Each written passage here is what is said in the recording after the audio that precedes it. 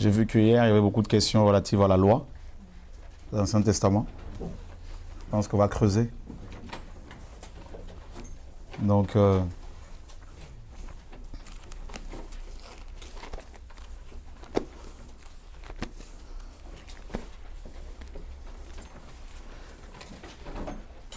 qu'est-ce qui peut me donner la signification de l'amnésie? Ouais. C'est quoi l'amnésie? Perte de connaissance, perte de la mémoire. Perte de la? Du passé, en fait. Ok. D'accord. Et beaucoup de chrétiens sont amnésiques. Tout simplement parce qu'ils ne connaissent pas leur passé, c'est-à-dire la Torah, Moïse. D'accord? J'en parlais encore tout à l'heure avec un couple, dont un couple qui sert le Seigneur. Et je leur disais que, vous savez, j'ai remarqué que même chez nous, quand on donne des conseils aux frères et sœurs par rapport au ministère, concernant la sanctification notamment, beaucoup se disent, bah oui, mais t'es un peu dur. Ils ne me le disent pas comme ça, mais tu le vois par leur attitude. Et je parlais un jour avec un couple dont la femme chante. Et cette femme, cet homme, enfin il disait, je leur parlais par rapport à la sanctification, que quand on recevait un appel du Seigneur, un ministère, une grâce, on ne pouvait pas s'associer avec les impies. Aussi bien par rapport au montage, à la musique, à l'organisation, tout ce qui a trait à la production d'un album ou d'un livre notamment. C'est-à-dire on ne peut pas écrire un livre sur le Seigneur en tant que chrétien comme on le fait et aller par exemple ou laisser quelqu'un le corriger, un païen le corriger par exemple. On ne peut pas, ça s'appelle la compromission, le mélange. Alors je parlais avec ce couple, donc ils ne comprenaient pas vraiment tout ça. Et pendant que je parlais avec eux, le Seigneur me dit, écoute, le problème souvent avec les chrétiens d'aujourd'hui, c'est qu'ils se sont en fait éloignés de la base, hein, du socle, des fondements. C'est-à-dire la racine nourricière et Abraham, hein, n'est-ce pas, Israël, la Torah. Parce que la Torah, vous verrez, on verra ce soir que la Torah est toujours d'actualité. Il y a certaines prescriptions qui ne sont plus d'actualité, mais le fondement de la Torah, la loi morale, est toujours valable. Et donc j'ai pris un exemple, le Seigneur me disait en fait, parle-leur un peu de la fête de la Pâque. Vous savez, la veille de cette fête, les Hébreux prenaient le soin de nettoyer, n'est-ce pas, méticuleusement leur maison. Et s'il y avait de petites poussières, de petits grains de levain, tout ça là, ils viraient tout. Vous voyez, il ne fallait surtout pas qu'il y ait un peu de levain dans la maison. Et je leur disais, mais vous voyez, si vous avez saisi la pensée prophétique, la portée prophétique de la fête de Pâques, vous comprendrez en fait pourquoi Dieu exige de ses enfants une vie sainte. D'accord? Et vous verrez que nos apôtres, les apôtres qui sont nos modèles, notamment Paul, étaient profondément attachés à la Torah. Vous devez le savoir. Vous devez savoir que les apôtres, Paul notamment, Pierre, tout ça, quand ils prêchaient, ils n'avaient pas les écritures que nous avons actuellement. Ils n'avaient pas le Nouveau Testament. Ils utilisaient le Tanakh, d'accord?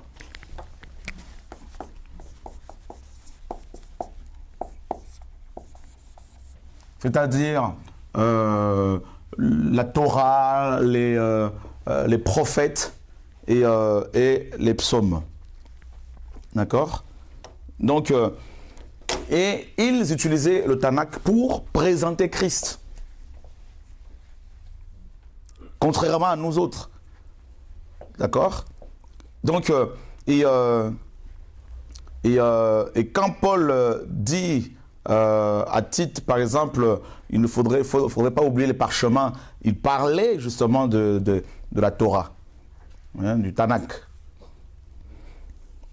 Et nous servons le Dieu de la Bible que nous ne connaissons pas parce que nous ne voulons pas justement... en fait, on nous a beaucoup plus encouragés, consciemment ou inconsciemment, directement ou indirectement, à faire, n'est-ce pas, à zapper un peu l'histoire, même beaucoup l'histoire juive, la Torah, le Tanakh, tout ça. Et donc du coup, on est beaucoup plus basé sur le Nouveau Testament.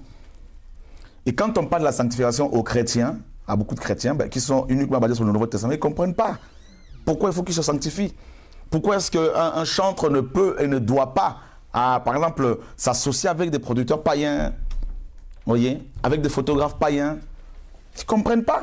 Donc vous pouvez parler matin, midi, soir, ils ne comprennent pas. Mais s'ils ont la compréhension, s'ils comprennent ce que c'est le Tanakh, l'ancienne alliance, en fait, et s'ils aiment le Seigneur, donc ça va couler de source. Ils vont comprendre naturellement. Et on va prendre un passage, quelques passages là pour nous montrer que les apôtres se servaient beaucoup du Tanakh. Hein. Et nous sommes dans Luc chapitre 24, verset 44 à 45. Puis il leur dit, c'est là ce que je vous disais lorsque j'étais encore avec vous, qu'il fallait que s'accomplisse tout ce qui est écrit de moi dans la loi de Moïse, dans les prophètes et dans les psaumes. Alors il leur ouvrit l'esprit afin qu'ils comprennent les Écritures. Voyez? Donc, le Tanakh, c'est la loi. Donc la loi de Moïse,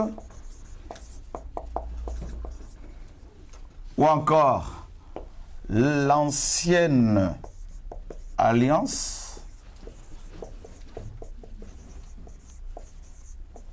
d'accord, et ou l'Ancien Testament, mais je préfère plutôt l'ancienne alliance, et les prophètes,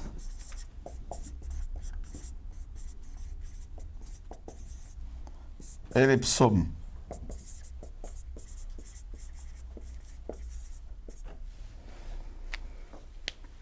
D'accord? Donc, le Tanakh, donc les Écritures. Quand les apôtres, à l'époque, parlaient des Écritures, donc vous voyez ces trois regroupements, n'est-ce pas? Ces trois sections des Écritures. Donc, ce qu'on appelle le Tanakh. Et donc, vous voyez bien qu'ils connaissaient, ils maîtrisaient le Tanakh, les apôtres, Paul notamment. Donc, c'est pour cela qu'il a... En fait, vous verrez que Paul n'était pas éloigné des Écritures. On va prendre quelques passages pour vous le montrer. Prenons par exemple 1 Timothée chapitre 5. Hein, on va faire quelques comparaisons pour vous montrer que Paul ainsi que les autres apôtres étaient profondément attachés à la Torah. Et 1 Timothée chapitre 5, quelqu'un pourra nous lire le verset, n'est-ce pas? Et 17.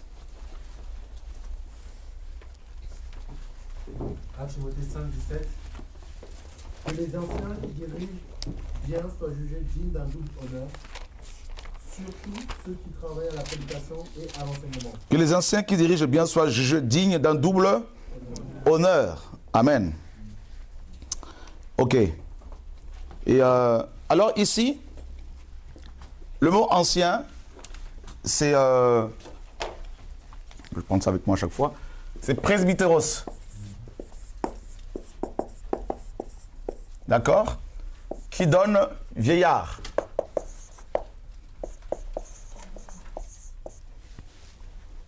D'accord?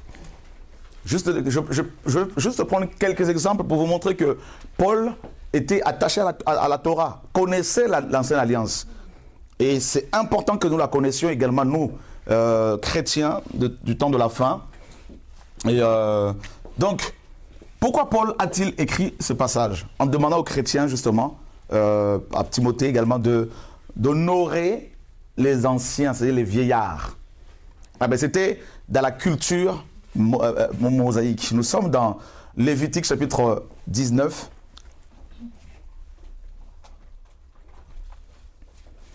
Le verset 31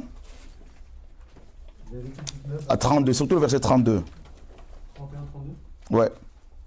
Ne vous tournez point vers ceux qui évoquent les esprits ni vers les divins, ne recherchez point de peur que vous soyez avec eux. Je suis l'Éternel votre Dieu. Ah. Tu te lèveras. Tu te leveras.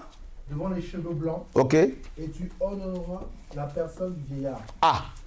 Donc vous voyez que Paul n'a fait que reprendre Moïse ici. Vous voyez?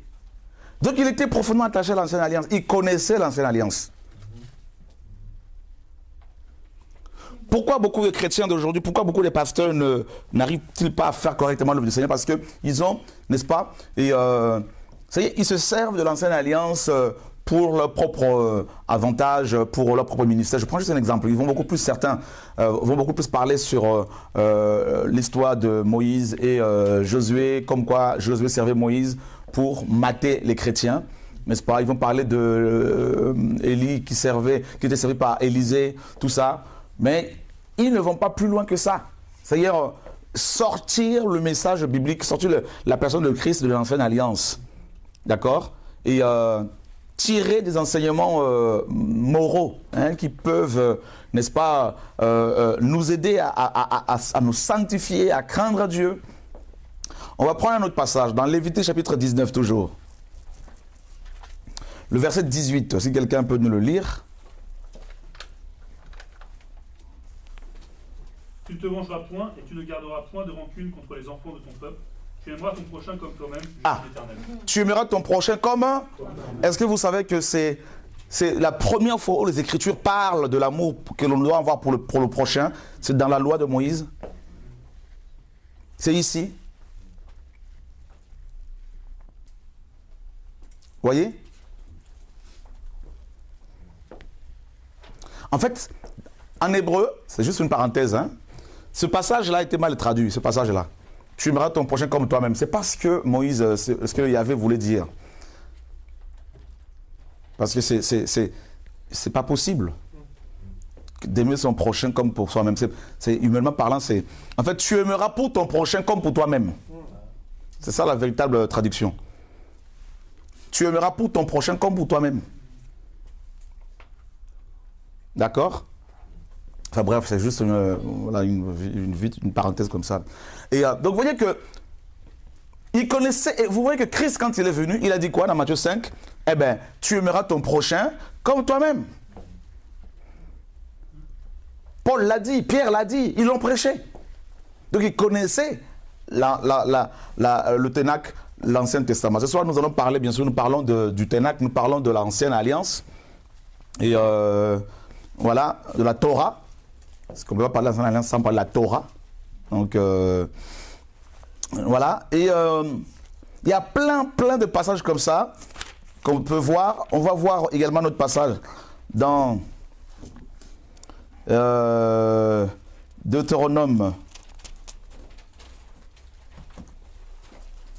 chapitre 22. Quelqu'un peut-il nous lire le verset 10? Tu ne laboureras point avec un bœuf et un âne attelés ensemble. Ah, tu vois, non? Et Paul reprend ce passage dans 2 Corinthiens chapitre 6. À partir du verset 10 là-bas. Vous voyez? Donc il connaissait la Torah. Donc ça veut dire que tu ne peux pas te mettre sous un joug étranger avec les infidèles. L'âne ici représente le païen. Vous voyez? Donc tu ne peux pas faire l'œuvre du Seigneur avec les païens. Donc vous voyez que un juif qui connaît la Torah, s'il se convertit, il va plus craindre Dieu qu'un chrétien issu des nations qui a connu, par rapport à sa culture, qui a toujours connu le mélange. C'est pour cela qu'en tant que chrétien aspirant à l'appel au service divin, vous devez bien connaître la Torah, l'Ancienne Alliance. C'est important, c'est notre passé. Sinon on va être amnésique, on ne va pas connaître notre passé. Et ça, on n'est pas sorti, voilà, comme ça, notre racine, la nourricière, là, c'est Abraham. D'accord? Il ne faut jamais l'oublier. Jésus, notre Seigneur, Jésus-Christ, homme, était 100% juif. Il ne faut jamais l'oublier. Marie était lévite. Et Joseph, son père adoptif, était de la tribu de Juda. Donc, il est important quand même que nous connaissions l'histoire de notre Seigneur en travaillant la Torah. Amen. Amen. Vous voyez, quelqu'un peut nous lire verset 9 à 11 là-bas, là, de Deutéronome 22. Tu ne sèmeras point dans ta vigne diverses semences, de peur que tu ne jouisses ni du produit de ce que tu auras semé, ni du produit de la vigne. Tu ne laboureras point avec un bœuf et un âne attelés ensemble. Tu ne porteras point un vêtement tissé de diverses espèces de fils, de laine et de lin réunis ensemble. Tu vois ça, Yann? Donc les Hébreux connaissaient ce principe. Pas de mélange. Pas de mélange. Là, l'accent est mis sur la sanctification. Amen. Mais quand un chrétien connaît cette histoire, si un chrétien est bien enseigné là-dessus, eh bien, il ne va pas se mélanger. Parce que Paul en parle également dans 2 Corinthiens 6, on en a parlé, le mélange. D'accord? Et un dernier passage que nous allons lire, Deutéronome 25.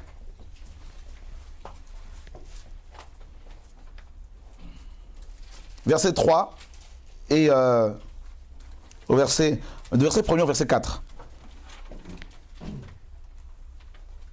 Lorsque des hommes ayant entre eux une querelle se présenteront en justice pour être jugés, on absoudra l'innocent et l'on condamnera le coupable.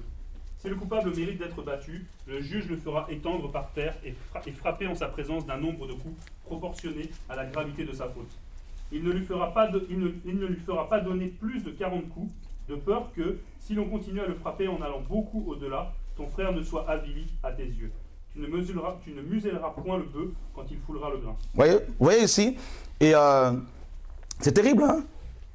Dieu dit qu'il ne faut pas donner plus de 40 coups au coupable. Donc, les Hébreux se sont limités à 39 coups. Et qu'est-ce que Paul nous dit? Comment? C'est terrible, hein? Mais vous voyez qu'il faut connaître l'histoire, la Torah, tout ça, là. Sinon, on ne pourra pas comprendre le Nouveau Testament. On va prendre Paul. 2 Corinthiens, chapitre 11, verset 24. Quelqu'un pour le lire? 2 Corinthiens 11, verset 24. 5 fois j'ai reçu des Juifs, 40 coups moins 1. Voilà. Non, c'est bon. 5 fois, c'est 5 fois, non? Donc vous multipliez, ça fait combien de coups que Paul a eu? Coups de fouet? Hein? 100. Donc ça, 100.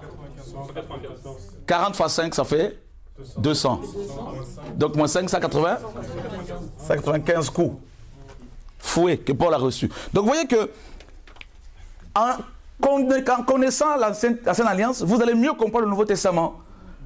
Et là, vous vous rendez compte que Paul a souffert. Et c'était la loi de Moïse. Vous voyez? Un autre, quand Dieu dit, et tu ne muselleras point le bœuf quand il foulera le grain. Donc, eh ben, qu'est-ce qui s'est passé dans 1 Timothée chapitre 5?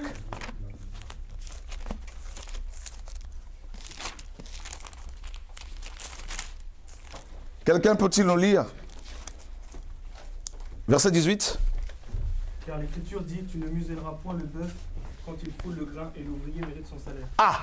Donc là, on a une révélation ici que Paul a reçue de la part du Seigneur. Donc, le bœuf ici est l'image de l'ouvrier qui mérite son salaire. Donc, le missionnaire. Donc, on voit que donc, Paul était attaché. Vous voyez que le Nouveau Testament, on y trouve l'Ancienne Alliance. C'est incroyable, ça. Donc, il y a des choses qui sont mélangées. Donc, c'est comme si une partie de l'Ancienne Alliance était annulée, mais pas totalement. Ben voilà. Et on se dit, waouh, Seigneur, mais c'est pas possible. Mais nous, on nous a tellement... Vous savez ce qui s'est passé avec certains pères de l'Église qui étaient judéophobes et antisémites? Ils ont commencé à dire, à appeler le Tanakh, tout le Tanakh, c'est-à-dire la loi de Moïse, les prophètes et les psaumes, ils ont commencé à appeler tout ça l'Ancienne Alliance. C'est pour cela, dans vos Bibles d'études même que vous avez, c'est marqué Hein? Ancienne alliance. Donc du coup, là où dans le Nouveau Testament, où Paul dit que l'ancienne alliance c'est fini et a été annulée, eh bien on se dit, bon, toutes ces écritures-là, dans notre tête, dans notre cerveau, là, c'est... Donc pas besoin de connaître cette histoire, tout ça, machin. Donc du coup, ben, on est un peu ballotté, on n'a pas de fondement. Vous voyez des gens qui se disent chrétiens, mais ils sont dans le péché. Ils ne sont pas chrétiens. Ils se disent chrétiens, mais ils ne sont pas repentants quand on les attrape dans un péché. Ils vont en enfer. Parce qu'ils ne connaissent pas le Dieu de la Torah. Tout simplement.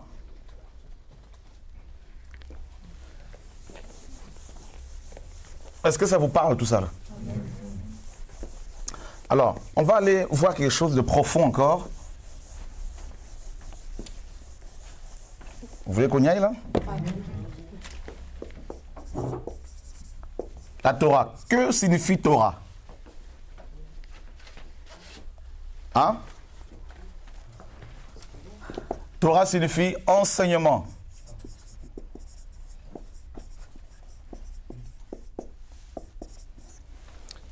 Il y avait combien de lois? Combien de commandements? 613 commandements. D'accord? Alors, il y a une chose que vous devez savoir par rapport à ces 613 commandements. Dieu ne fait rien au hasard. Il n'y a rien de nouveau. C'est-à-dire quand vous devez savoir que chaque lettre de l'alphabet hébraïque a une valeur numérique. D'accord? Et est une, je dirais plutôt, une valeur numérique. Donc, Dieu, qui est l'architecte, ne peut pas donner des codes comme ça aux gens sans une pensée profonde derrière. D'accord? Suivez très bien l'enseignement. La Bible dit que le monde est régi par la parole de Dieu. Nous sommes d'accord? Qu'est-ce que l'on peut comprendre ici? Dans les 613 commandements, en fait, les 613 commandements sont divisés en deux parties principales. Vous conviendrez avec moi que il y a des choses qu'il fallait faire et des choses qu'il ne fallait pas faire. On est d'accord? Ok, donc ces 613 commandements étaient coupés en deux. D'accord? Coupés en deux. Et maintenant,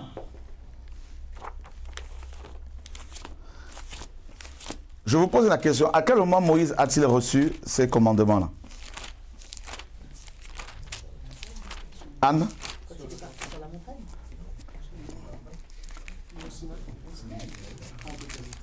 Frère Simon? Après? À quel moment?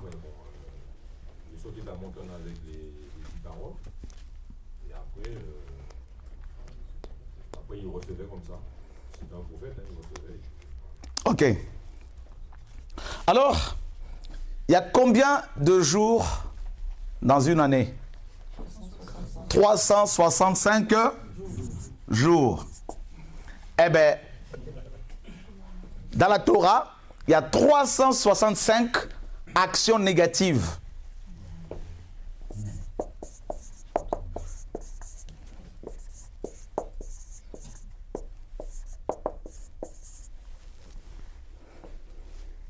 Tu ne tueras point, tu ne mangeras pas du porc, tu ne feras pas... Et quand on a calculé tout ça, ça fait 365, n'est-ce pas, commandements correspondant à 365 jours. Ça veut dire que chaque jour de l'année, la loi te condamne.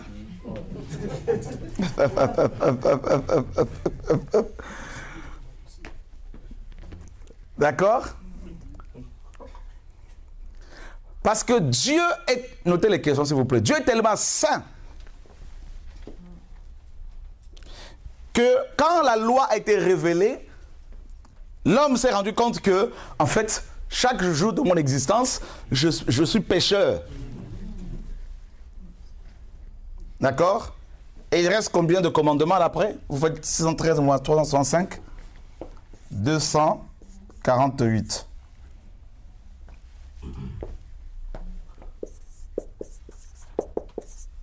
Action positive.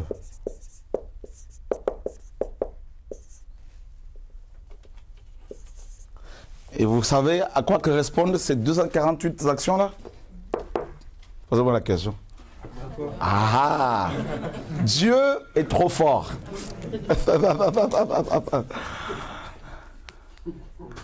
Ça correspond aux 248 parties, hein, du corps humain. C'est-à-dire, quand vous disséquez le corps humain, là, il y a 248 parties. Les cheveux, les dents, tout ça. Quand vous, tout ça là, le sang. Donc ça veut dire que l'homme est profondément ancré dans le péché. C'est ce que la Torah te fait comprendre.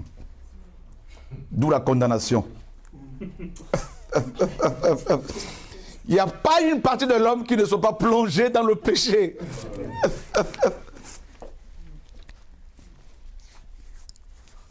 Et en même temps, ces lois positives te font comprendre qu'il n'y a aucune partie de l'homme qui est plongée dans le péché ne puisse être sauvée. Amen.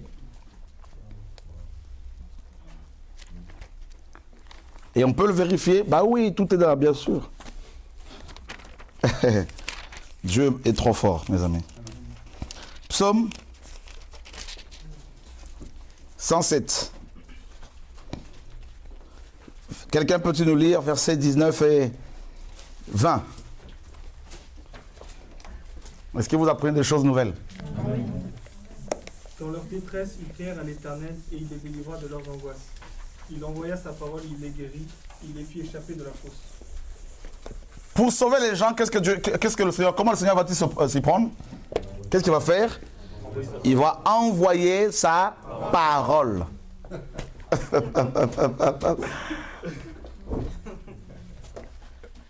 Ah, Dieu est trop fort, mes amis, là. Donc, pour craindre le Dieu du Nouveau Testament, il faut connaître le Dieu d'Abraham. Ben oui. Le Dieu de Moïse. Et là, on va se faire tout petit. Et on ne va plus se permettre de lire la Bible comme ça alors qu'on vient de coucher avec un homme, de se masturber. Parce que et là, la crainte va s'installer parce que c'est un grand Dieu.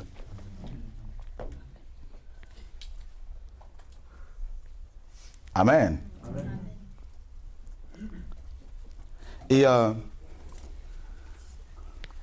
voilà pourquoi la Bible dit tous sont péchés et sont privés de la gloire de Dieu. Le péché a affecté tous les organes, tout l'homme spirituel, l'homme adamique, l'homme, tous nos membres, tout est plongé, tous nos membres, tous nos organes, tout ça, spirituel, physique, tout était plongé dans le péché.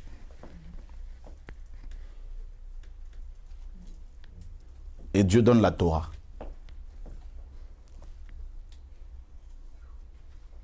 Dans leur détresse, ils crient à Dieu. Et la Bible dit, il les délivra de leurs angoisses. Il envoya sa parole et les guérit. Donc, c'est pour cela justement, en fait, Dieu a vu que l'humanité pleurait, criait. Il va, notamment les Juifs en Israël, en Égypte, ils étaient dans l'angoisse, persécutés par Pharaon. Ils vont gémir. Dieu envoie un prophète, c'est-à-dire le prophète, c'est le ministère de la parole. Dieu envoie un prophète et le prophète est parti les voir avec la parole. Le prophète les sort de l'Égypte, les amène sur le mont Sinaï et Dieu lui dit, monte ici, je vais te confier quelque chose, te donner le don de la Torah. Et la fête de la Pentecôte correspond justement à, n'est-ce pas, au don de la Torah. La Pentecôte, vous devez le savoir. D'accord? C'est une fête qui commémore aussi n'est-ce pas, la Torah, le don de la Torah. Dieu donne sa parole. Et vous avez vu, la Pentecôte préfigure aussi l'effusion de l'Esprit. Donc, la parole et l'Esprit vont ensemble. Mes paroles, Jean 6, 63, sont esprit et vie. Amen.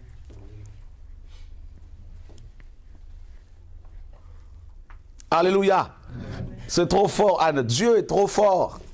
Dieu nous libère de nos cultures là, qui nous empêchent de voir sa gloire, sa puissance. Oh Dieu, sauve-nous de nous-mêmes. Et Dieu appelle Moïse, Dieu lui dit, monte ici, je te parlerai. Nous sommes dans Exode chapitre 19. Vous aimez la parole, hein? Ah ouais. Délicieux. Le 3e mois après leur sortie du pays d'Égypte, le 3e mois après leur sortie d'Égypte, le chiffre 3, c'est le chiffre de la résurrection. L'Égypte était comme une tombe, un tombeau. Leur sortie préfigure la résurrection. Voyez, tout est fait exprès, il n'y a rien de nouveau sur la terre. Oh Dieu de gloire. Amen. Et nous sommes sortis de l'Égypte le 3e jour avec Jésus quand il est ressuscité. Amen. Parce qu'il est sorti avec les captifs. Voyez, il n'y a pas de hasard. Dieu, l'architecte, il a tout coordonné, tout. 3 mois après leur sortie, mes amis, n'est-ce pas? Et ils arrivèrent ce jour-là au désert de Sinaï. Sinaï veut dire épineux. Voyez? Donc, étant partis de Rephidim, ils arrivèrent au désert du Sinaï et ils campèrent dans le désert. Israël campa là, vis-à-vis de la montagne. Vous voyez, il y a eu un rendez-vous avec la montagne de Sion. D'accord? Un rendez-vous avec la Torah. Dieu donne rendez-vous à ce peuple, en face de la montagne. Ça, c'est magnifique. Et Moïse monta vers Dieu. Voyez, Moïse monta vers Dieu et Yahvé l'appela du haut de la montagne en disant, tu parleras ainsi à la maison de Jacob et tu diras aux enfants d'Israël, vous avez vu ce que j'ai fait à l'Égypte et comment je vous ai porté sur les ailes d'aigle et amené vers moi. Dieu est l'aigle royal. On en parlera, Yeshua, un autre jour. Alléluia. Sur les ailes d'aigle. Ça, c'est fort. Maintenant, si vous écoutez ma voix, donc la Torah, la frère, c'est la voix de Dieu. Ah oui. Si vous écoutez ma voix, et si vous gardez mon alliance, vous voyez la Torah, là, on parle de la voix de Dieu, on parle de l'alliance. D'accord? Vous m'appartiendrez entre tous les peuples, car toute la terre est à moi. Ça, c'est magnifique. Vous serez pour moi un royaume de sacrificateurs et une nation sainte. Voilà les paroles que tu diras aux enfants d'Israël. Moïse vint appeler les anciens du peuple et il mit devant eux toutes ces paroles comme l'Éternel lui avait ordonné. Le peuple tout entier répondit, nous ferons tout ce que l'Éternel a dit. Moïse rapporta les paroles du peuple à l'Éternel. L'Éternel dit à Moïse, voici, je viendrai vers toi dans une épaisse nuée, afin que le peuple entende quand je te parlerai, et qu'il ait toujours confiance en toi. Moïse rapporta les paroles du peuple à l'Éternel.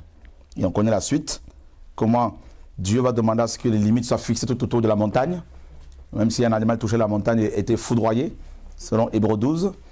Et Dieu va donner dans le chapitre 20, d'abord les 10 paroles, les 10 commandements. D'accord? Et les 10 commandements étaient gravés où? D'accord. Il y en avait 2. C'est les 2 lobes du cœur humain. Donc, le cœur. Donc, vous voyez qu'il n'y a rien de nouveau sur terre. Et Dieu donne d'abord les 10 paroles. Les 10 paroles, le décalogue,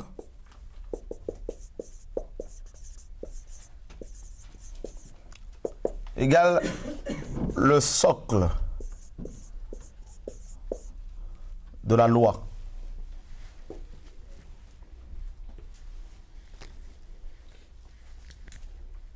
Et ces 10 paroles étaient gravées sur les 2 tables de pierre, comme vous le savez.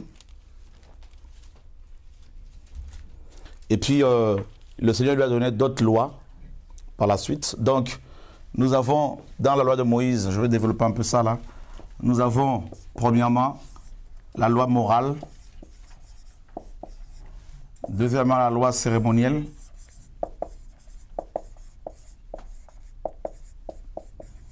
Et ensuite, la loi civile ou sociale.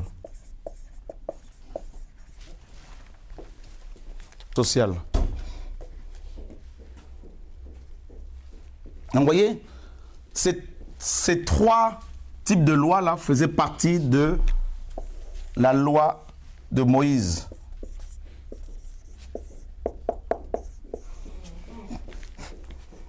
D'accord?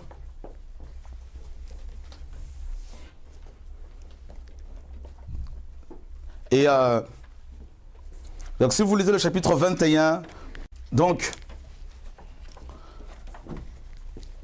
maintenant Dieu dit à Moïse dans Exode 34,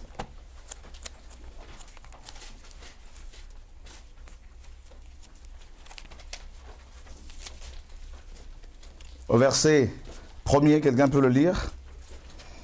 Exode 34.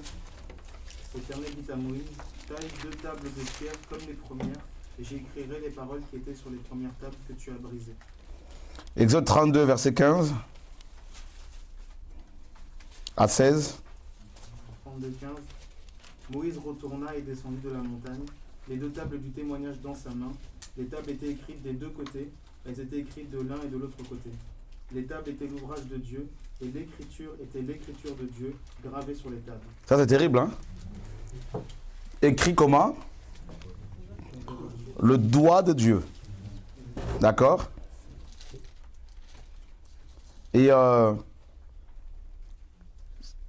doigt du Seigneur, c'est le Saint-Esprit, bien sûr, la main de Dieu, l'Esprit de Dieu.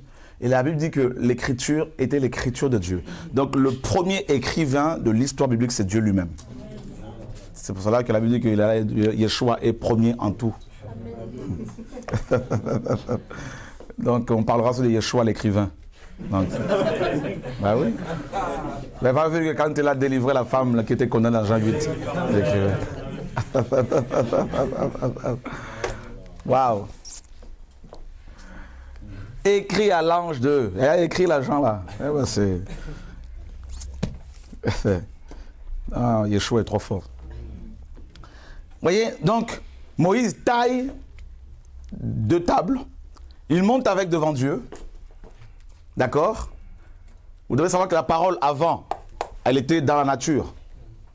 D'accord? Et ensuite, cette parole, Dieu a demandé à ce qu'elle soit écrite sur les 2 tables de pierre. Et lui-même va graver dessus. Et ces 2 tables de pierre étaient dans l'arche. Et dans le Saint de Saints, vous voyez l'importance que Yeshua accorde à sa parole. Et tout le monde n'avait pas accès à cette parole. Ah ben non, parce que ces 2 tables étaient dans l'arche. Donc comme quoi nous avons la grâce aujourd'hui d'avoir la parole du Seigneur, mes amis. D'accord? Et donc, maintenant, ces 2 tables-là étaient comme Moïse. On a vu que Moïse égale l'ombre. Hein? D'accord? Et Christ est la réalité, selon la parole, selon Colossiens, selon Hébreux 10, 1, Colossiens 2, 16 à 17. D'accord? Donc, ces 2 tables de pierre préfiguraient le cœur de l'homme, l'esprit humain. Si les gens voulaient lire la Torah, il fallait qu'ils regardent d'abord ces deux tables. Mais les 2 tables ne parlaient pas. Rien qu'en les prenant avec soi, on pouvait connaître la volonté du Seigneur. En le regardant. Et c'est ce que Dieu a toujours voulu. En regardant un chrétien, il faut que les gens doivent savoir de quelle nature il est, de quel pays, de quel royaume il est. Avant même qu'il le parle. Nous ne sommes pas comme des... Vous savez, les Grecs, eux, il fallait parler pour les Grecs. Pour savoir si tu étais philosophe ou pas. Mais Dieu, c'est l'inverse. On ne parle pas, mais tu deviens une lettre. Toi-même, tu es une lettre de Christ. Quand les gens te voient, ils sont déjà enseignés. Beaucoup de chrétiens, quand on le voit, on voit l'impudicité, le mensonge, l'orgueil. Eh bien, parce qu'ils ne connaissent pas le Dieu de la Bible. Il y a un mélange de nos cultures avec la parole. Donc voilà pourquoi nous avons donné naissance au christianisme. Et la Bible dit au verset 15 que les 2 tables, n'est-ce pas, étaient écrites des 2 côtés, devant et derrière. La parole doit être partout, en nous. Dans nos yeux, dans notre bouche, partout, on doit être imprégné, on doit s'imprégner de la parole. Et la Torah est dans Deutéronome, Exode 34, pardon, Exode 34. Donc, Dieu dit de nouveau à Moïse, taille 2 tables de pierre comme les premières, et j'y écrirai les paroles qui étaient sur les premières, telles que tu les as. C'est les premières tables que tu as brisées. Et Moïse de nouveau monte vers le Seigneur, et Dieu descend, et il va écrire, n'est-ce pas, ces 2 tables de pierre que Moïse devait conserver jalousement. Les 10 paroles. Ensuite, Dieu va rajouter, n'est-ce pas, donc 603 autres commandements. Donc en tout, ça fait 613 commandements. Et il va établir les sacrificateurs pour pouvoir, comme vous le savez, enseigner la Torah au peuple. C'était leur rôle aussi. Ils n'étaient pas seulement des personnes qui sacrifiaient, mais ils étaient également des enseignants de la parole. Les Lévites. Toute leur vie était régie par, n'est-ce pas, la parole, par la Torah. Alors,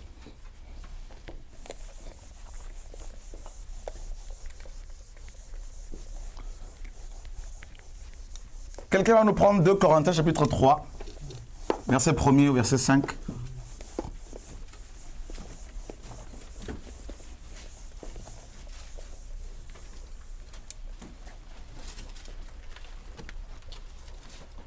L'ancienne alliance, la Torah.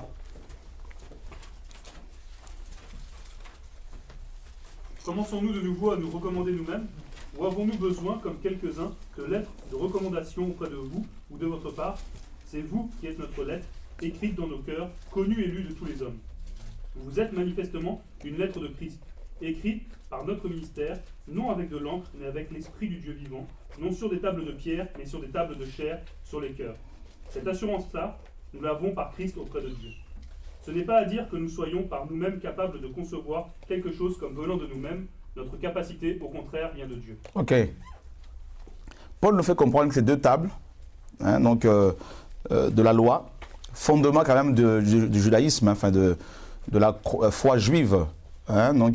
Ces 2 tables préfiguraient justement le cœur de l'homme. Et c'est là le fondement du message de Christ. Il est venu pour changer le cœur de l'homme. Il n'est pas venu pour changer d'abord l'apparence, le cœur. Et dans nos églises, on ne met pas l'accent sur la transformation du cœur. C'est rare. Ça n'intéresse pas les pasteurs. Parce que vous savez, quand vous commencez à mettre l'accent sur la transformation du cœur de l'homme, eh bien, vous allez buter à des caractères compliqués, à des cultures. Alors beaucoup de personnes ne veulent pas souffrir, ils ne veulent pas surtout voir les gens fuir. Donc du coup, les gens vont en enfer. Dieu prend 2 tables de pierre, grave dessus ces lois, et il demande à toute la nation juive de lire ces paroles à chaque fois. Vous vous rendez compte? Tous les jours. C'est comme si Dieu prend un frère, il inscrit dans son cœur, dans son esprit, sa parole, et il envoie dans les nations, et il dit aux nations, regardez cette personne. Comme il a fait avec Job. On dit à Satan, as-tu vu mon serviteur Job? Dieu peut-il le dire aussi sur nous, pour nous? Nous voulons aller en mission, mais est-ce que nous sommes changés? Est-ce que nous nous sommes repentis? Est-ce que nous sommes convertis?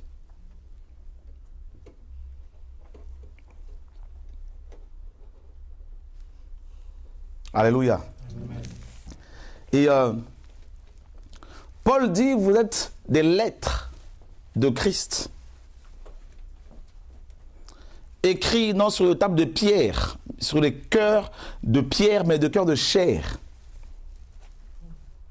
Et le Seigneur dit dans Hébreux chapitre 4, chapitre 8 également, qu'il allait inscrire sa loi dans les esprits des hommes.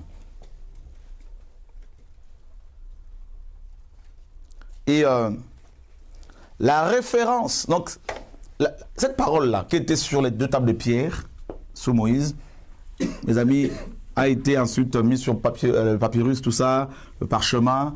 Cette parole s'est incarnée à la personne de Christ. Elle est montée au ciel, la parole. La parole s'est faite chair, nous dit Jean 1, 14. Ensuite, elle est revenue sous la forme de l'esprit pour s'incarner dans les hommes que nous sommes, afin que les nations nous lisent. Mais quand les nations nous voient, que lisent-elles?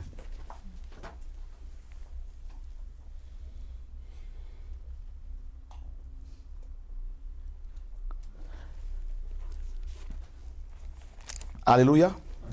Alors, l'alliance. Dieu conclut une alliance avec l'homme, avec les Hébreux, les 12 tribus. Cette alliance-là, la première alliance, était Dieu s'était engagé envers un peuple, de le protéger, de faire de ce peuple un royaume de sacrificateurs. Ça c'est fort. Dieu du ciel s'engage, entre dans une alliance avec l'homme mortel. Et cette alliance devait faire d'Israël, n'est-ce pas, le porte-parole de Yahvé sur terre. Dieu voulait que Israël atteigne les nations avec la parole, avec la Torah. C'est la même chose qu'il a fait avec l'Église. Bah oui. Depuis le commencement, il voulait sauver les païens aussi. Bien sûr, mais dès le commencement. Mais parce qu'en Israël, il y a eu beaucoup de païens, Josué était mélangé, il était Ephraïm. Donc, ses ancêtres étaient africains. Donc, vous voyez bien que Rahab était cananéenne. Hein? Vous voyez? Ruth, Moabite. Donc Dieu a incorporé les païens dans la lignée du Messie pour nous montrer que c'est toutes les nations que le Seigneur voulait sauver. Mais comme Dieu se sert toujours d'un peuple ou d'une personne pour apporter la délivrance aux autres, il a choisi Israël maintenant pour atteindre les autres nations, toutes les nations. Il a d'abord conclu une alliance avec les Hébreux. L'ancienne alliance était une alliance avec les Hébreux. Dieu l'a conclu avec eux pour pouvoir atteindre les nations, pour apporter la Torah, parce que la Torah a une portée internationale, une dimension universelle. N'est-ce pas? La parole de Dieu, les 10 paroles notamment. Et vous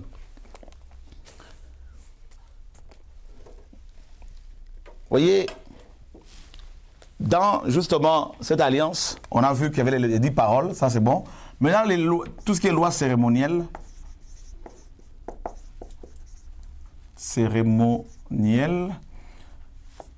nous avons les dîmes, par exemple. Nous avons les fêtes. Il y en avait combien? 7. Hein, que le Seigneur avait donné. Ensuite, ils en ont rajouté. Hein, à Nouka, tout ça. Et c'est quoi la fête à Nouka? Fête de lumière. Ils allumaient combien de bougies? 8 bougies. Voilà.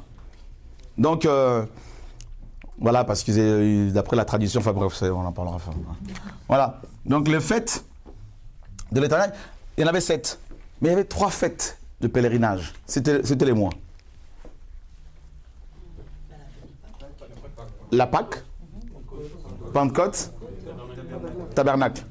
Donc c'est là que lors de ces 3 fêtes, les Hébreux se rendaient à Jérusalem pour se présenter devant Dieu. Dieu disait, chaque année, les hommes vont se présenter devant moi. Et pourvu de leur offrande. Pas les mêmes vides. D'accord? Ça c'est dans Exode 16. 16. On peut le lire rapidement là.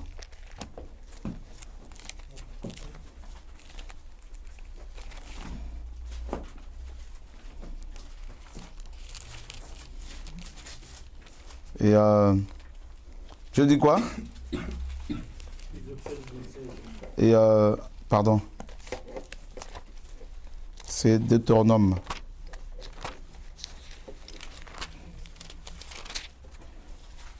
« 16. Quelqu'un peut le lire? 3 fois par année, tous les hommes d'entre vous se présenteront devant l'Éternel, ton Dieu, dans le lieu qu'il choisira, à la fête des pains sans levain. Donc la fête des pains sans levain, c'est la Pâque.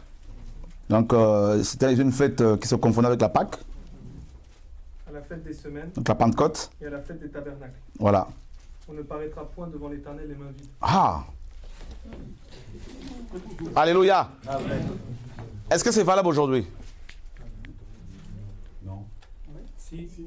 Ah si, c'est valable. On ne peut pas se présenter devant Dieu les mains vides, c'est valable? Donnez-moi un verset.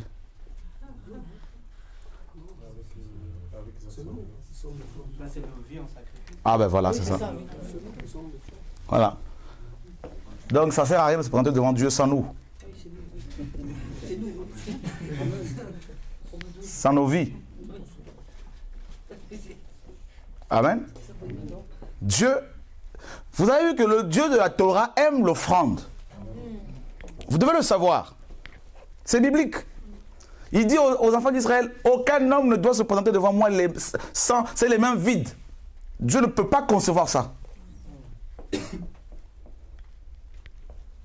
Et nous autres chrétiens d'aujourd'hui, là, nous nous présentons les mains vides devant Dieu. Je veux dire, il est à nous, il n'y a pas de souci. Mais nous l'invoquons sans lui donner nos cœurs. Ça sert à rien. Et en plus de ça, quand il nous donne un peu d'argent, là, alors là, c'est tombé, là. Il faut beaucoup de courbettes pour avoir de quoi acheter des Bibles pour la mission. Alors, les charlatans entrent en jeu pour commencer à nous extorquer de l'argent.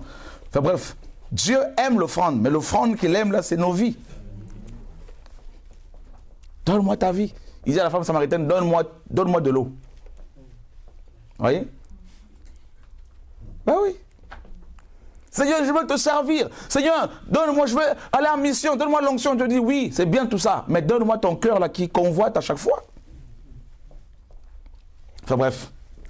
Lors de ces 3 fêtes-là, les Juifs étaient toujours, tous les ans, à Jérusalem.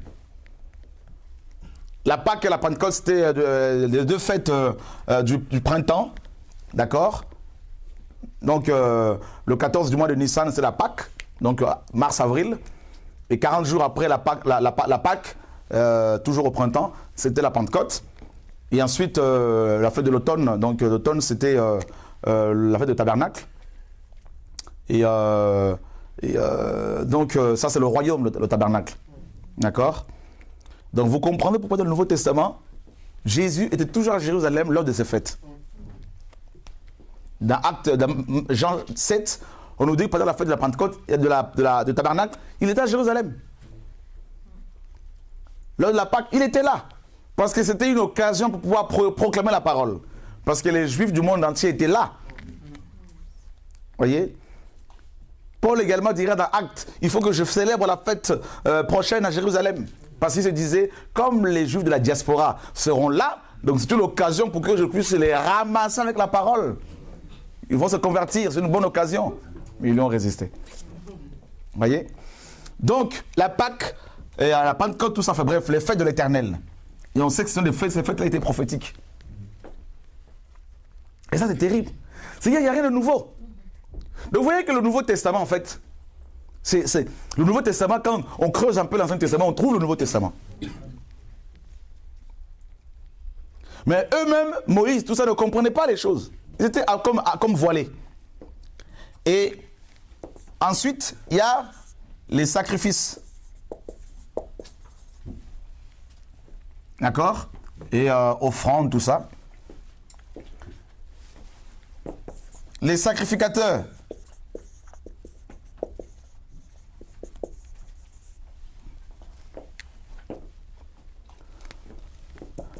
Le temple.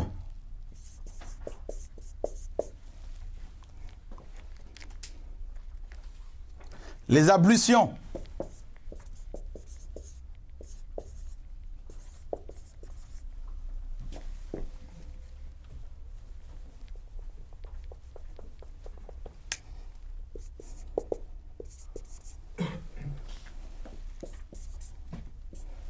Et bien sûr, l'accoutrement des sacrificateurs. Tout ça là avait un sens. Tout. Dieu n'a rien laissé au hasard. On sait que Aaron préfigurait Christ, les sacrificateurs préfiguraient les chrétiens, le temple préfigurait à la fois Christ et nous. D'accord? Et comment dire, les animaux, les sacrifices qui étaient offerts préfiguraient à la fois Christ et les chrétiens. D'accord? Et les vêtements des sacrificateurs préfiguraient la justice de Dieu. D'accord? L'eau, comme on l'a vu hier, avec laquelle les sacrificateurs se lavaient, préfigurait la parole, la régénération par la parole. Donc la nouvelle naissance. D'accord? Donc en fait, tout ça là, c'est des cérémonies. Hein? Avec bien sûr le temple, donc, ou le tabernacle. On en a déjà parlé du tabernacle. Vous voyez? Donc on a ici l'autel d'airain, c'est-à-dire la croix. Ici, le bassin, la cuve voilà, avec laquelle dedans il y avait de l'eau avec laquelle il se lavait. Donc c'est la sanctification. Avant même d'entrer dans le service. Amen. On veut aller en mission, on veut faire le ministère, on veut avoir les territoires, mais on ne veut pas de la croix. Et on ne veut pas du lavage. C'est pour cela que Yeshua a dit à Nicodème, tu ne peux pas entrer dans le royaume de Dieu. C'est là le royaume de Dieu. Sans la nouvelle naissance. Si quelqu'un n'est pas né d'eau et d'esprit, c'est-à-dire cette eau-là, il ne peut entrer là-dedans. Pourquoi? Parce qu'il est la porte. Il veille à ce que les gens passent par la croix et passent par. Alléluia!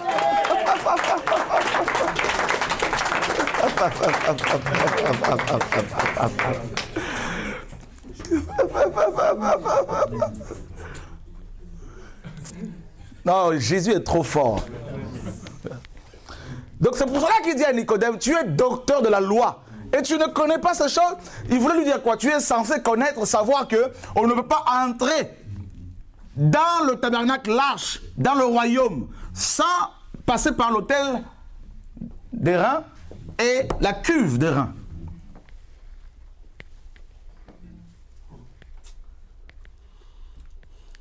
Il dit dans Jean 10, je suis la porte. Ouais. Je suis le portier. Donc vous vous rendez compte que quand on étudie la Torah, on se rend compte, en fait le Nouveau Testament devient plus clair.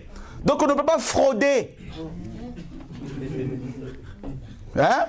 Non mais Dieu, il est le Dieu de grâce. Mais qui t'a dit qu'il est devenu le Dieu de grâce avec le Nouveau Testament? Il a toujours, il n'a pas changé, il est immuable, son caractère est immuable. Tout ça là, c'était l'ombre. Mais on ne peut pas dissocier l'homme de la réalité. Je vous ai dit hier, quand il fait jour, là, sortez dehors, commencez à courir, faites tout pour pouvoir, mes amis, je ne sais pas, esquiver votre ombre. Hein? Vous n'allez pas pouvoir. Pas possible. Partout vous irez, à l'ombre est là. C'est pour cela que Yeshua dit, en fait quand il est venu, il a appliqué l'ombre. Et ceux qui suivaient l'ombre là, ils ont atterri à Jésus. Ben oui. Pourquoi certains juifs s'étaient-ils convertis? Parce que quand les apôtres leur expliquaient l'ombre, ils faisaient une comparaison, ils faisaient une étude comparative de l'ombre et de la réalité. Yeshua et Moïse. Et ils se sont dit, mais c'est tellement évident. Parce que la prédication de la croix était une folie pour ceux qui périssaient. D'accord? Maintenant, quand Paul expliquait la croix, en se servant de Moïse, de la Torah, en se servant du tabernacle, en disant aux gens, est-ce que vous pouviez, vous, nous les Juifs, est-ce qu'on pouvait entrer dans le tabernacle sans passer par l'autel d'airain? Eh bien, il répondait, non. Est-ce qu'on pouvait faire le service là-dedans sans se laver? Ben non. Bon, est-ce que l'autel c'est quoi? C'est l'endroit où on faisait les sacrifices. Ok, c'est quoi les reins? Ben les reins c'est le jugement. Eh bien, c'est normal. Eh bien, le prophète Ésaïe 53 dit que le châtiment, le jugement qui nous donne la paix était tombé sur lui. Eh bien, Nicodème, tu comprends le jour où il t'a parlé, n'est-ce pas, de la naissance d'eau? Oui, je me rappelle. Eh bien, c'est l'eau qui était dans dans l'enclos du tabernacle. C'était une préfiguration. C'est la parole. D'accord. Donc Moïse, c'est la chair. Et Jésus, c'est l'esprit. Bah oui. Amen. Mes paroles sont esprit et vie. Et c'est comme ça que certains juifs qui croyaient en Moïse commençaient à se convertir. Jean chapitre 5.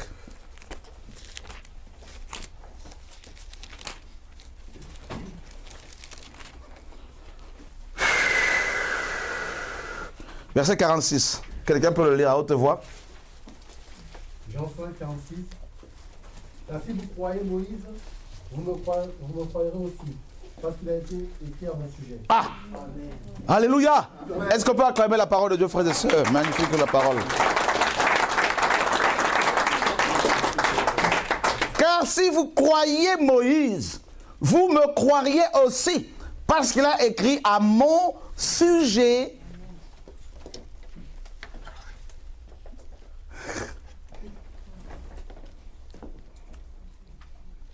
Jesus. Maintenant là, on sait que, on a déjà vu ça rapidement, on va faire une étude, je sais pas, un petit rappel. Là, on a l'autel, n'est-ce pas, des parfums. C'est l'adoration. On ne peut pas adorer sans la croix, sans le lavage. Parce que toute adoration ne pourra pas être acceptée par le Seigneur. D'accord? La table de pain de proposition. Il y a combien de pain dessus? 12. D'accord? Renouvelé chaque Shabbat. Et c'est le pain qui était réservé aux sacrificateurs. D'accord? Et ça, c'est la communion avec le Seigneur. On ne peut pas manger ce pain-là si on n'a pas connu la croix. Et ensuite, nous avons le chandelier, la menorah. Christ, notre lumière. Alléluia. Amen. Et là, c'est le coffre, l'arche, et dedans, bien sûr, les 2 tables de pierre. Plus tard, la verge d'Aaron, c'est l'autorité du royaume. Vous ne pouvez pas exercer le ministère de la délivrance sur les démons, le ministère de la guérison véritablement, si vous n'avez pas expérimenté l'arche. Les démons ne vont pas vous obéir.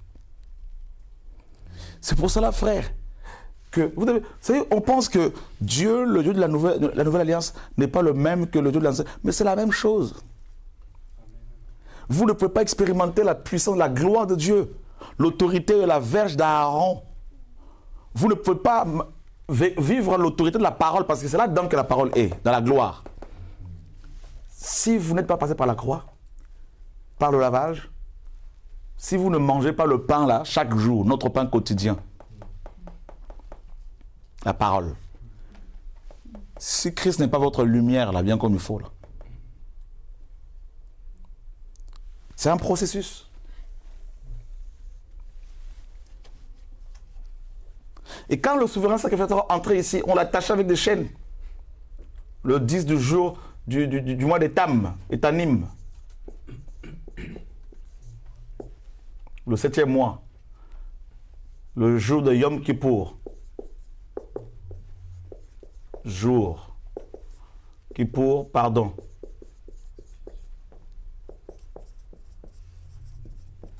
Ou expiation. Pour les Hébreux, c'était le jour où, pour eux, c'était le jour où le Seigneur avait, le 7e mois était pour eux le mois de la création du ciel et de la terre. Le mois du jugement. Et donc, s'il ne sortait pas, ce jour-là, il pouvait rentrer plusieurs fois pour faire le service. Et s'il ne sortait pas, on le tirait par la corde là. Donc, si c'était un cadavre, bon, là, on allait l'enterrer. Vous voyez, la Torah. Donc, quand on étudie la Torah, quand on étudie les dîmes, on se rend compte que c'est la loi parce que là, c'était réservé aux sacrificateurs et aux lévites. Et aux pauvres orphelins, donc là c'est clair.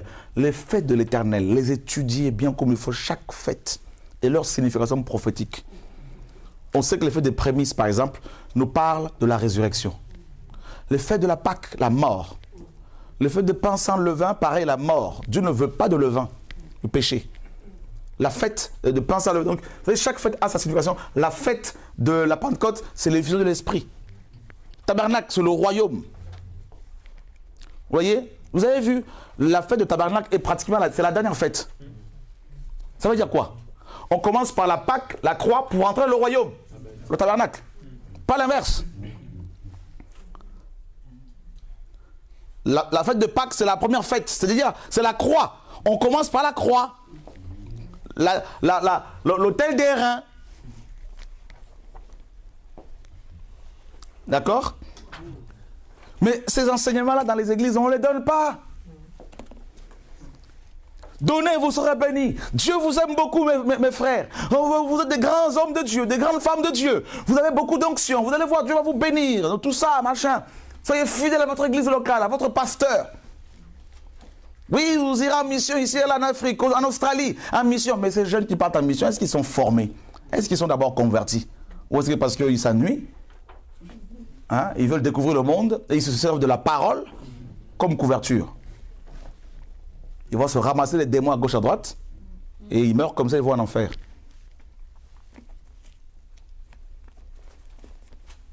Paul dit aux Romains, ne vous glorifiez pas, vous les païens. Dieu n'a pas rejeté son peuple. Il faut connaître l'histoire juive. Qu'est-ce que la Torah? C'est l'enseignement. Et quel était l'enseignement de Moïse par rapport à la sanctification, frère? Mais ils ne pouvaient pas se mélanger. Mais nous autres chrétiens, nous faisions n'importe quoi. Nous. Mais Yeshua, quand il est venu là, la barre est encore élevée, très, très, très haute. Parce que nous avons maintenant l'Esprit en permanence avec nous.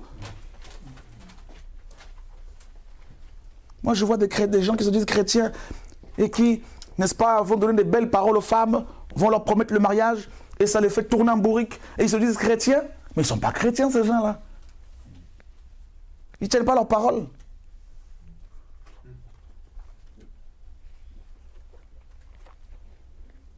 Ça vient dans les assemblées, ça chante dans les chorales, il n'y a pas la crainte de Dieu. Quand on corrige, on dit non, ils n'ont pas l'amour. Ils ne savent même pas ce que c'est l'œuvre de Dieu. Parce qu'ils n'ont pas étudié la Torah.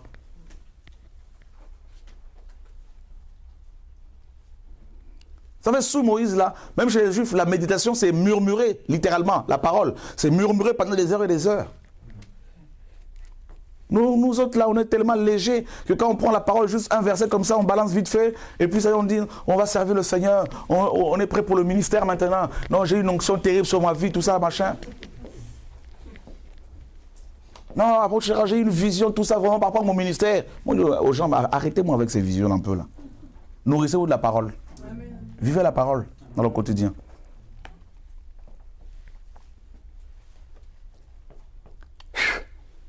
C'est pour cela qu'il faut une bonne formation. Amen. C'est important. Quand je me suis converti à 27 ans, 28 ans, j'étais petit, très jeune, et tout de suite, j'ai appris la sanctification. Parce que c'est la sanctification, la sainteté. J'avais un père de la foi qui connaissait, qui était saint. Il respirait la sainteté. Ce n'était pas le ministère qui m'importait, c'était sa vie à lui que je voyais là. Ce que je voulais hériter. Chaque matin, j'étais chez lui. Mes parents me disaient, mais toi là, tu vas. Je dis, laisse-moi, je sais ce que je veux. Ce monsieur-là, il a quelque chose de particulier. Quand je le voyais, je voyais Moïse. Je voyais Christ par-dessus tout. Frère, des hommes comme Moïse, mais oh, que Dieu nous aide. Il faut des hommes comme ça. Des hommes saints. Où sont les hommes saints aujourd'hui qui connaissent la Torah bien comme il faut là? La loi de Dieu. L'alliance de Dieu. On est trop dans les sentiments. Ah mais tu comprends quand même, il faut quand même un peu de... Voilà, même un peu de l'eau dans ton vin quand même, tout ça. Mais frère, parfois je me dis, souvent j'en parle même à ma femme, une fois je viens de parler, et je me vois, pas dans ce siècle-ci, dans les autres siècles là-bas, à l'époque de Moïse, de Finé, d'ailleurs de le passé. Parce que je me dis, mais cette génération est tellement corrompue que les gens, ils se disent, enfant de Dieu chrétien, mais quand tu grattes un peu comme ça là, mensonge, tu grattes un peu comme ça, masturbation, tu grattes un peu comme ça, mais ils sont, attends, mais les amis là, c'est quoi cette affaire là? Ils ne sont pas mariés, ça se touche à gauche, à droite, et ça va à l'assemblée, ça prend le micro, ça va chanter. Je dis, mais c'est quoi ça? Ils ne sont pas dans le royaume. Vous savez, quand Dieu a demandé à Moïse de construire l'arche, le tabernacle, il lui a dit quoi? Vous construirez le tabernacle selon le modèle que je t'ai montré. N'est-ce pas? Donc c'est ce que Moïse a vu. Ça là. D'accord? Donc il a vu quoi? La Bible nous dit que ce tabernacle, c'est la nouvelle Jérusalem. C'est ce que Moïse a vu. Donc c'est le royaume de Dieu. Donc on ne peut pas entrer dans le royaume de Dieu sans le lavage. Est-ce que vous voyez un changement? C'est le même principe. Sauf que là, ce n'est pas seulement les sacrificateurs qui ont droit, mais tout le monde maintenant qui accepte Christ. Mais le même principe est appliqué. Il faut la croix, il faut le lavage. Allons voir la croix, l'autel, vous savez. Allons voir le lavage là maintenant.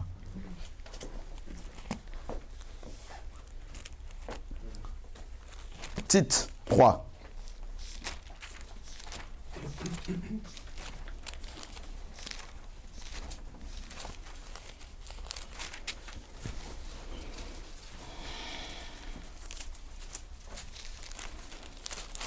Quelqu'un peut lire le verset 4 et 5 à 6. Mais lorsque la bonté de Dieu notre Sauveur et son amour pour les hommes ont été manifestés, il nous a sauvés non à cause des œuvres de justice que nous aurions faites, mais selon sa miséricorde, par le bain de la régénération et le renouvellement du Saint-Esprit. Il l'a répandu sur nous avec abondance par Jésus-Christ notre Sauveur. Vous voyez? Le bain de la régénération. Ben voilà, c'est la même chose que sous Moïse, sauf que là, eh ben c'est spirituel. Alors que sous Moïse, c'était physique et réservé seulement aux sacrificateurs. Voyez? Et dans Ézéchiel 36, 25, 26, on en parle. Dans Jean chapitre 3, on en parle. Le Seigneur en a parlé à Nicodème, n'est-ce pas? Et dans Éphésiens chapitre 5, il est dit que l'Église a été lavée par l'eau de la parole. Vous voyez? C'est la même chose. Donc vous voyez que Dieu n'a pas modifié ses plans, il n'a pas changé ses plans. Voilà. En suivant Moïse, on aboutit à Christ. Et c'est comme ça que les apôtres enseignaient. Et quand ils exposaient des choses comme ça, et les Hébreux, ceux qui étaient attachés à Moïse, qui aimaient Moïse, qui croyaient en Moïse, hein, parce que Moïse avait parlé justement de l'avènement de Yeshua, du Messie, eh bien, ils se convertissaient.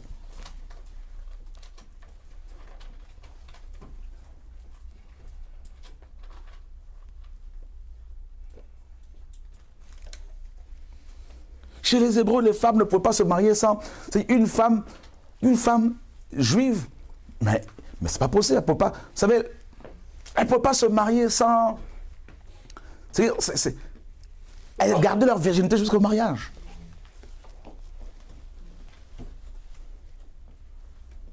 C'est le message que l'Église doit enseigner.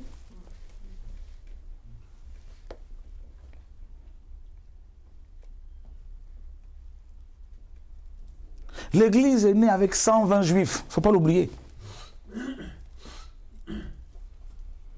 Les premiers chrétiens étaient tous juifs. Les premiers apôtres étaient tous juifs. Les premiers prophètes étaient tous juifs. Les premiers diacres étaient tous juifs. Il ne faut jamais l'oublier. Et cette Église est née en Israël.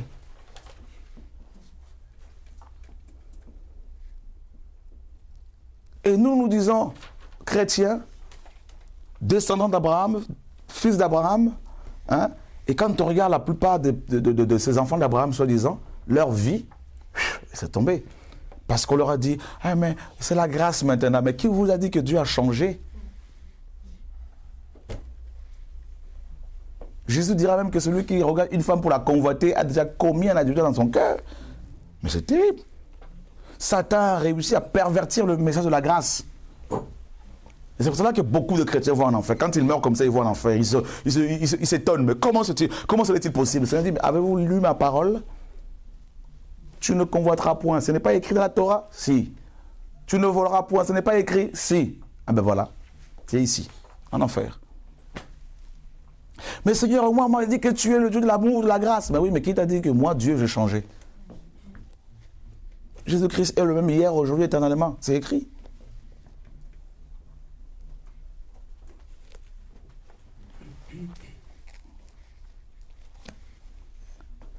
le don de la Torah a été donné aux Hébreux pour être sauvés, délivrés.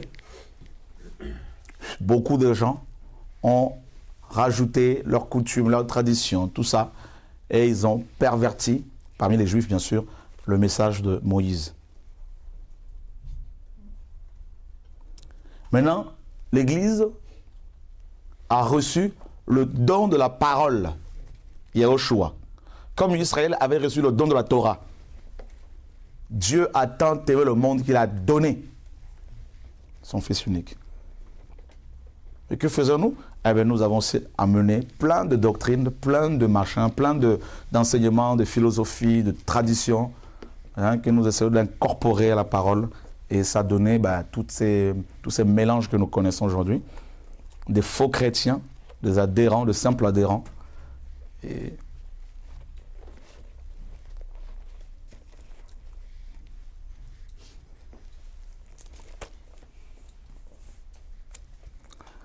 Alléluia. Oui.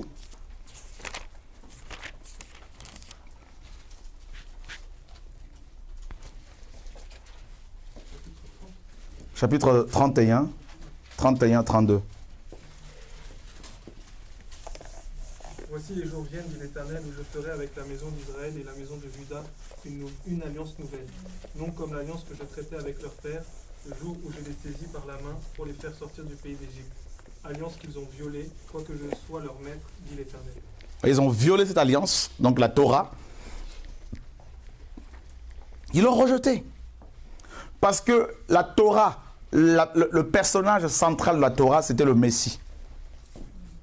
D'accord? Et quand le Messie est venu, ils l'ont rejeté. La Torah a mené les gens au Messie. C'est ça le message de la Torah. Préparer les hommes, les Juifs à recevoir le Messie. Préparer leur cœur. Parce que quand le souverain sacrificateur Aaron et ses descendants entraient le 10 du mois des Tanim dans le Saint de Saints, c'était pourquoi à votre avis? C'était bien évidemment pour présenter, offrir du sang, du bouc pour l'obtention du pardon du peuple, pour le peuple, mais également c'était pour rencontrer Dieu, pour rencontrer le Messie. D'accord? C'était ça. Il traversait les 3 portes du tabernacle. Donc, la première porte, c'est la porte qui donnait sur le monde. La deuxième donnait sur... Vous voyez, le souverain sacrificateur venait et traversait comme ça. La rencontre avec le Messie, c'est ça la raison pour laquelle le Seigneur avait donné la Torah. C'est pour amener l'homme à aller vers Dieu. D'accord? C'est attirer l'homme vers lui. Et c'était le seul moyen pour que l'homme accède au Seigneur. La Torah a mené l'homme vers Dieu. Maintenant, la nouvelle alliance, c'est Dieu qui est descendu. D'accord? Vers nous. Les Juifs, en observant la Torah, ils allaient petit à petit vers le Seigneur. Bien sûr, le Seigneur d'abord était descendu sur le mont Sinaï pour donner la Torah, mais ils l'ont violée. Donc, cette alliance-là, ils l'ont violée. Ils l'ont négligé, ils l'ont rejeté. Et on a parlé de la loi cérémonielle par rapport à la Torah. Donc, et les lois morales sont des lois, bien sûr, il y en avait plein. Donc, notamment les 10 paroles, tu ne tueras point, tu ne voleras point. Et il y avait aussi les lois civiles, des lois relatives... c'est des lois qui régissaient en fait Israël. Et voilà. Donc, ces 3 types de lois, en fait, faisaient partie de ce qu'on appelle la Torah et la loi de Moïse que le Seigneur avait donnée à ce peuple. Et ces 3 types de lois n'ont pas commencé à exister avec Moïse. Mais ils ont été promulgués par Moïse, selon Jean 1,17. Mais elles ont, ces 3 types de lois existent depuis bien avant Moïse. C'est des lois qui régissent en fait le monde, tout simplement. Parce qu'on retrouve dans le code d'Hammurabi, et c'est en 1750 avant Jésus-Christ, on retrouve certaines lois juives dedans. Tu ne voleras point, tu ne tueras point, même des lois relatives au mariage. D'accord? Même dans le code d'Ur-Hammur, Hein, dur à mûr, c'est-à-dire 250 avant Jésus-Christ. Ça, c'est le tout premier code civil, le code dur à mûr. D'accord? Et on trouve aussi des lois, et c'est un code civil, hein, donc on trouve des lois, certaines lois mosaïques dedans, alors que la loi mosaïque a été promulguée longtemps après. Donc on voit que les nations sont régies par les 3 types de lois. Parce que dans les nations, il y a la notion de sacrifice. Vous voyez? Les bouddhistes sacrifient. Les shintoïstes sacrifient. Vous voyez? Donc, c'est ça la loi de Dieu. C'est des lois universelles. Et ça, c'est magnifique. C'est là qu'on voit que Dieu est trop fort. Dieu est grand. D'accord? Chez les Égyptiens, on voit dans le culte égyptien, ils sacrifient à leur divinité, tout ça là. Vous voyez? Ils ont aussi des codes, tu ne tueras point, tu ne voleras point, tout ça là. Vous allez dans n'importe quel pays aujourd'hui, si vous volez, on vous arrête. Donc, la Torah, est-ce que la Torah est-elle valable encore aujourd'hui? Oui, une grande partie. Bien sûr. Le Shabbat, on le vit autrement. Hein, dans la loi cérémonielle, vous savez, le Shabbat, hein, on le vit autrement, c'est-à-dire le repos. On a, de temps en temps, on se repose. Hein. Moi, tous les jours, vous inquiétez pas, je me repose.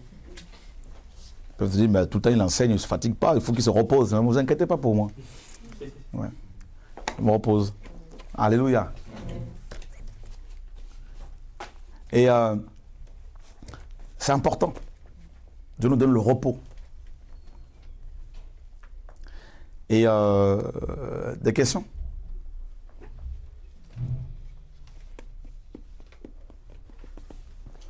Est-ce que vous vous rendez compte que qui sont ceux et celles qui se sont rendus compte que beaucoup de chrétiens ne sont pas convertis? Voilà. Alors vous comprenez pourquoi le Seigneur disait, quand le Fils de l'homme reviendra, trouvera-t-il la foi?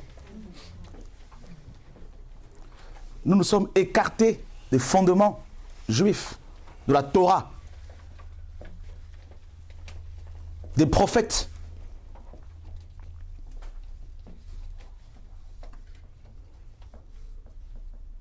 C'est sûr que quand une personne commet l'adultère, on ne va pas la lapider comme sous Moïse. Donc certaines sanctions physiques ont été abolies par Christ, heureusement. Mais les sanctions spirituelles sont toujours là. Ah bah oui, les sanctions spirituelles, les conséquences spirituelles sont toujours valables, d'actualité. Et c'est ça l'erreur que beaucoup commettent. Donc très honnêtement, avec tout ce que Dieu nous donne, quand je regarde certaines personnes qui se disent chrétiennes, leur manière de vivre, je me dis, mais pas la conversion. Quand ces personnes vont voir les Juifs pour leur parler de Christ, mais les Juifs n'écoutent même pas. Vous les invitez dans nos assemblées, ils viennent, ils regardent comment les jeunes femmes sont habillées, les chrétiennes, même celles qui chantent, la légèreté, hein, les tenues complètement légères. Ils disent, mais il y a un problème là chez les chrétiens. Là. Vous avez vu, même les catholiques s'habillent mieux que les évangéliques. Voilà. Parce que nous, on nous a... C'est les évangéliques, je ne vais pas dire non, moi je ne me considère pas comme évangélique. Oui, évangélique, dans le sens où je crois aux évangiles. Mais l'enseignement de la grâce a été complètement perverti. Dieu est tellement grâce qu'il est devenu aveugle.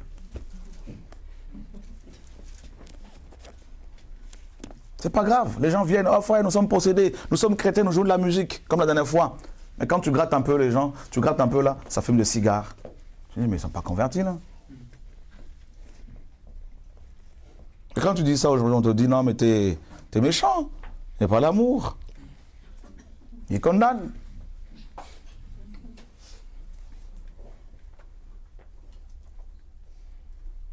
C'est pour cela que quand Jésus va revenir, je peux vous assurer qu'il y aura des surprises. Quand le Seigneur disait que 2 personnes qui sont dans un champ, l'une sera prise, l'autre laissée, il y a aussi le champ missionnaire. Vous imaginez des ministères comme Jeunesse en mission qui partent avec des jeunes à gauche, à droite, tout ça là. Quand le Seigneur va revenir, frère, s'il y en a 100, peut-être que 5 personnes, ça vont partir. Parce que dans les coulisses là-bas, là, il se passe des choses parfois. Là. Pas la conversion, là, parce que les jeunes ont besoin de sortir un peu Vous savez, alors on trouve des mots pour pouvoir les garder dans l'église, tout ça, du genre Game Boy, tout ça, et des sorties Game Boy, sorties. Il y a tellement de. Si on se dit, mais on est dans quel siècle là? J'ai entendu ça la dernière fois, là, Game Boy ou quelque chose comme ça là. PlayStation, voilà. Sortie PlayStation, tout ça là. Mais c'est au Canada, j'y étais là, c'est Matrix, tout ça là. Les gens se déguisent je sais pas, mais c'est terrible. Ils vont projeter le film Matrix, tout ça, ils vont regarder, machin, tout ça pour garder les jeunes dans le bâtiment et non en Christ. Ils ne sont pas sauvés.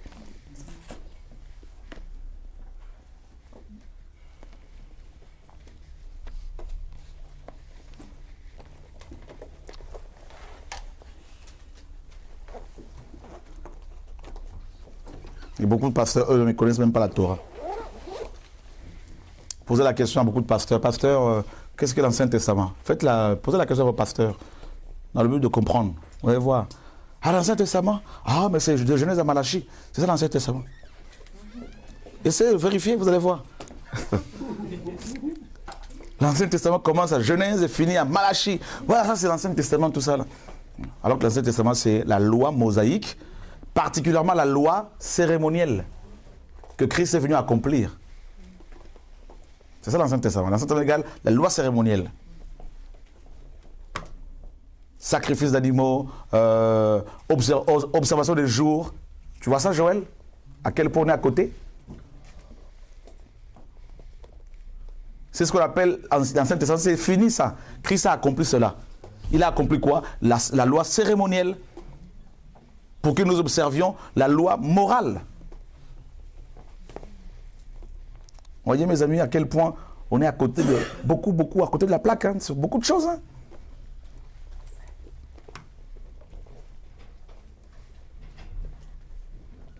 Oui. Joël? J'ai une question. Dans Ézéchiel 36, il dit je vous donnerai un cœur nouveau et je mettrai en vous un esprit nouveau. J'ôterai de votre corps le cœur de pierre et je vous donnerai un cœur de pierre. De chair. Désolé. Le cœur de pierre, en fait, en gros, c'était L'incrédulité. Ouais. Et le cœur de chair, c'est pas du tout. C'est le cœur que Dieu peut travailler. C'est l'homme intérieur. Voilà. L'esprit humain est changé par le Seigneur. Spirituellement, c'est quoi le repos alors? Le repos, c'est l'œuvre de la croix d'abord. Le Shabbat, c'est d'abord la croix.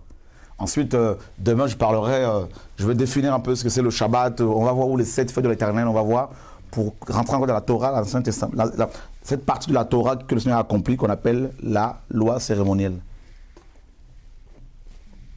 Quand Dieu dit qu'il envoya sa parole et les guérit, c'est sous-entendu délivrance. Bien sûr.